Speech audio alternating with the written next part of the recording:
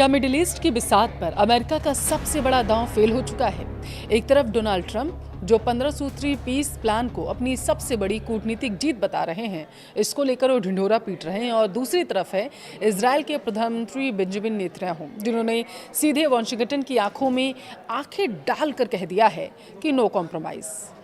देखिए, आज के वीडियो में हम सिर्फ युद्ध की नहीं बल्कि उस पर्दे के पीछे की राजनीति की भी बात करेंगे, जहां दुनिया का सबसे ताकतवर देश अपनी ही सबसे करीबी सहयोगी को युद्ध रोकने के लिए मना नहीं पा रहा है। यानी अमेरिका इजराइल को मना नहीं पा रहा है कि भैया आप युद्ध रोक दीजिए, क्योंकि इजराइल मानने को तैयार नहीं है। आखिर इजराइल की असली रणनीति क्या है? आइए इसको विस्तार से इस वीडियो में समझते हैं, लास्ट तक जरूर देखिएगा। नमस्कार, आपके साथ मैं पल्लवी रविंद्र सिंह। देखिए, एक तरफ युद्ध की आग है और दूसरी तरफ है कूटनीति के मेज पर रखे शांति के प्रस्ताव। लेकिन जब बात गाजा की हो तो शांति का रास्ता कभी भी आसान नजर नहीं आता। दशकों पुरानी लड़ाई है ये, तो इतनी आसानी से कैसे ये मामला पूरा शांत हो सकता है, ये इजराइल कह रहा है। देखिए, आज की सबसे बड़ी खबर है यही है कि अमेरिका और इजराइल के बीच से आ रही है एक टकराव की, एक ऐसा टकराव जिसने दुनिया भर के कूटनीतिक हलकों में हलचल को तेज कर दिया है। इजराइल के प्रधानमंत्री बेंजामिन नेतन्याहू ने अमेरिकी राष्ट्रपति डोनाल्ड ट्रंप के उस गाजा पीस प्लान को सिरे से खारिज कर दिया, जिसे युद्ध खत्म करने की एक बड़ी उम्मीद माना जा रहा था। ट्रंप प्रशासन ने गाजा को लेकर 15 सूत्री बोर्ड ऑफ पीस योजना का प्रस्ताव रखा था, लेकिन नेतन्याहू का जवाब साफ और बेहद ही सख्त है। जब तक हमास पूरी तरीके से खत्म नहीं हो जाता, इजरायली सेना पीछे नहीं हटेगी। आखिर ट्रंप के इस 15 सूत्री प्लान में ऐसा क्या था जिसे इजराइल ने ठुकरा दिया है? नेतन्याहू की असली मांगे आखिर क्या है, और इस पूरे संघर्ष का वह ऐतिहासिक सच क्या है जो माना जा रहा है कि 1948 से आज तक लगातार सुलग रहा है?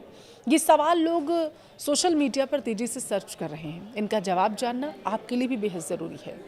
सबसे पहले बात करते हैं कि इजराइल का स्टैंड आखिर क्या है इस पूरे मामले को लेकर के। वो चाहता क्या है, उसकी मंशा क्या है?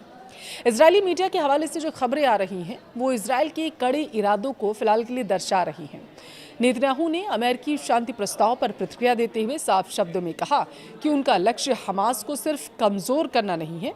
इस बयान के मायने देखिए बहुत गहरे माने जा रहे हैं। इजराइल यह स्पष्ट कर चुका है कि कोई भी ऐसा समझौता जो हमास को गाजा में दोबारा सिर उठाने का मौका दे, उसे मंजूर नहीं किया जाएगा। नेतन्याहू ने दरअसल शर्त रखी है कि हमास को पूरी तरीके से हथियार डालने ही होंगे।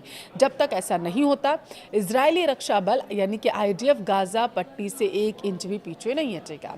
हालांकि ऐसा नहीं है कि अमेरिका और इजराइल के बीच बातचीत के सारे दरवाजे बंद होते नजर आ रहे हैं।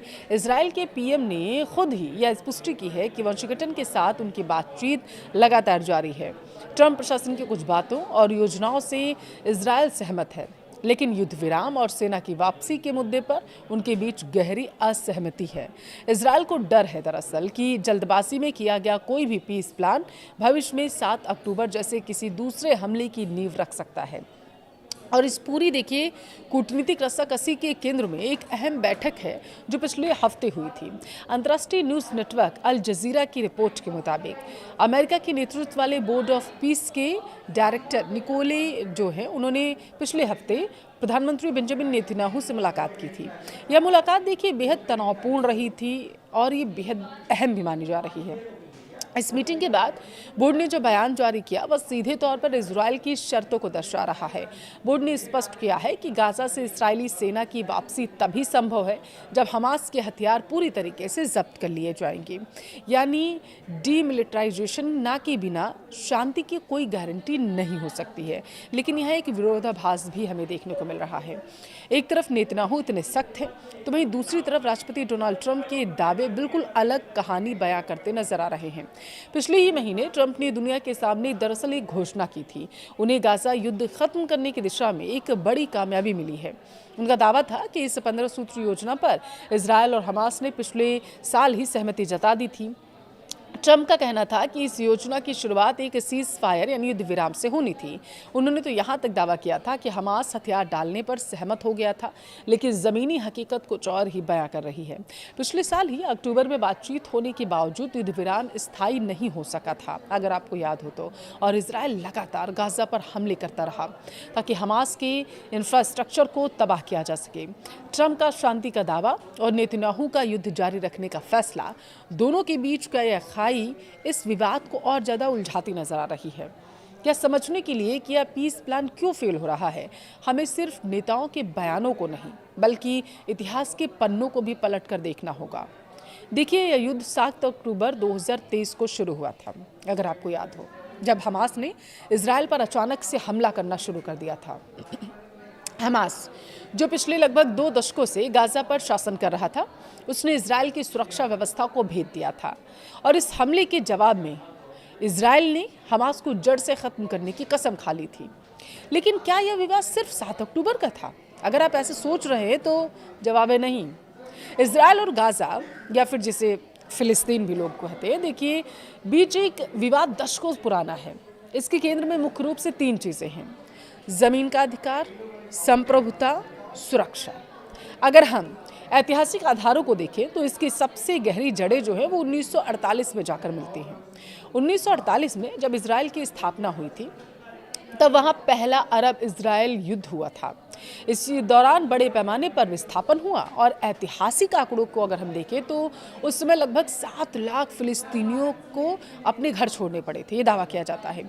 इसे फिलिस्तीनी इतिहास में नकबा या महाविनाश कहा जाता है। इन 7 लाख विस्थापित लोगों में से एक बहुत ही बड़ी आबादी रिफ्यूजीज की थी। उस छोटे से इलाके में बस गए जिसे आज हम गाजा पट्टी कहते हैं। आज गाजा में रहने वाले लाखों लोग उन्हीं शरणार्थियों की पीढ़ियां हैं और यही वजह है कि ज़मीन पर हक का यह मसला भावनाओं, अस्तित्व और इतिहास से जुड़ा हुआ माना जाता है। हमास इसी ऐतिहासिक संघर्ष का हवाला देकर अपनी हिंसक गतिविधियों को सही ठहराने की कोशिश करता है, जबकि इजराइल अपने नागरिकों की सुरक्षा और राष्ट्र के रूप में अपने अस्तित्व के लिए उस टाइम से ही लड़ाई लड़ रहा है, 1948 के टाइम से ही। आज हालात एक डेडलॉक यानी गतिरोध पर पहुंच चुके हैं। ट्रंप प्रशासन का 15 सूत्री बोर्ड ऑफ पीस प्लान एक महत्वाकांक्षी योजना जरूर है, लेकिन यह जमीनी हकीकत की जटिलताओं को सुलझाने में फिलहाल नाकाम दिख रही है। एक तरफ अमेरिका है जो इस युद्ध को जल्द से जल्द खत्म कर मिडिल ईस्ट में स्थिरता चाहता है, शांति चाहता है। हालांकि बयान से तो यही पता चल रहा है कि अमेरिका यही चाहता है, लेकिन उसकी मंशा हर बार बदलती है। अमेरिका हर बार बयान देता है और हर बार अपने बयान से पलट जाता है। खास करके डोनाल्ड ट्रंप, वो बयान सुबह कुछ और देते हैं, शाम को कुछ और देते हैं। अब उन्होंने स्थिरता की बात की है, इसे अपनी कूटनीतिक जीत के तौर पर भी वो पेश करना चाहते हैं। तो वहीं दूसरी तरफ इजराइल है। इजराइल और बेंजामिन नेतन्याहू, जिनके लिए यह आर पार की लड़ाई बन चुकी है।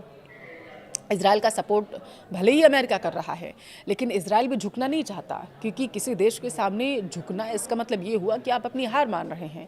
भले ही शांति की बात हो रही हो, लेकिन देखिए, अंतर्राष्ट्रीय पटल पर जब 2 देशों के बीच में युद्ध हो रहा होता है तो तस्वीर तो यही निकल के आती है, क्योंकि ये मसला कोई आज का नहीं, 2 साल का नहीं, ये सालों से, दशकों पुरानी ये लड़ाई है।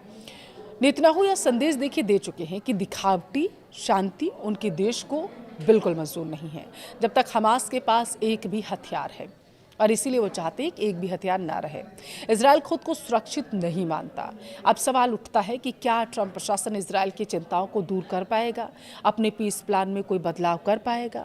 क्या हमास सच में हथियार डालने के लिए कभी भी तैयार होगा जो अभी तक नहीं हुआ है, या फिर गाजा का युद्ध इतिहास के उन पन्नों में दर्ज हो जाएगा जिसका कोई अंत ही नहीं है? फिलहाल गाजा के आसमान में धुआं है, बातचीत की मेज पर तनाव है, कूटनीति की मेज पर 2 मजबूत नेता आमने सामने हैं। तो नतीजा देखिए अक्सर 0 ही होता है जब 2 देश आमने सामने आते हैं कूटनीति की मेज पर।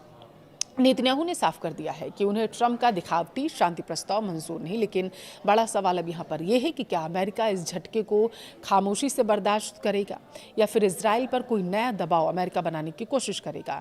मिडिल ईस्ट की या भू राजनीति किस करवट बैठेगी, यह देखना अपने आप में बेहद दिलचस्प होगा। इंटरनेशनल पॉलिटिक्स के शतरंज में आपका क्या सोचना है? ट्रंप सही है या फिर नेतन्याहू? कमेंट में अपनी राय जरूर दें।